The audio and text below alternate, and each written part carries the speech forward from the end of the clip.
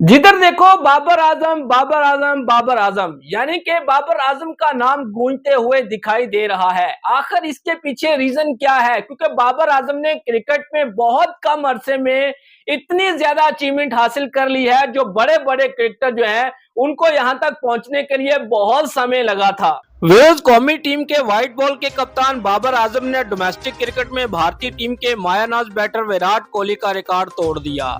गुज़िश्ता रोज champion one day cup के 7वें match में stallions ने पहले बैटिंग करते हुए मुकर्रा ओवर में 7 विकेटों के नुकसान पर 271 स्कोर किए थे। 272 रन के तौक़ुफ़ में डॉल्फिन की टीम 97 रन पर ढेर हो गई थी। बाबर आजम ने 100 गेंदों पर 104 रन की दिलकश इनिंग खेली थी। उनकी इनिंग में 7 चौके और 3 बुलंदोबाला छक्के शामिल थे। ताहम बाबर आजम ने डोमेस्टिक कैरियर की 180 इनिंग में 30वीं सेंचुरी स्कोर करके विराट कोहली का रिकॉर्ड तोड़ा है। भारत के मायानाज बैटर विराट कोहली ने डोमेस्टिक कैरियर की 199 इनिंग में 30 सेंचुरियां स्कोर की थी।